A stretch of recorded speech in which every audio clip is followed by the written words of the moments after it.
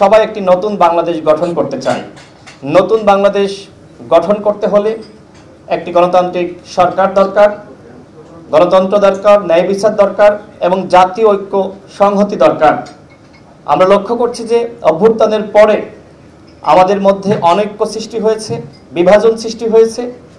এইভাবে নতুন রাষ্ট্র বিনির্মাণ করা কঠিন হবে, যে কারণে সবার প্রতি আহ্বান থাকবে, আসুন আমরা ঐক্যবদ্ধ থাকি এবং আমরা যদি ঐক্যবদ্ধ থাকি তাহলে অবশ্যই নতুন বাংলাদেশ গঠন করা সম্ভব। গণ অধিকার পরিষদ মনে করে গণহত্যার বিচার হতে হবে এবং প্রয়োজনীয় সংস্কার শেষে অবশ্যই ইলেকশন হতে হবে। আমাদের পক্ষ থেকে আমরা দাবি জানিয়েছি যে ডিসেম্বরের মধ্যে, এই বছরের ডিসেম্বরের মধ্যেই যাতে সরকারের পক্ষ থেকে ইলেকশনের আয়োজন করা হয়, যেটি আমাদের মাননীয় সভাপতি গতকাল বাংলাদেশ জাতীয়তাবাদী দল বিএনপি আয়োজিত ইফতার প্রোগ্রামে যেটি বলেছেন যে নির্বাচন যত দেরিতে হবে ষড়যন্ত্র তত বাড়বে।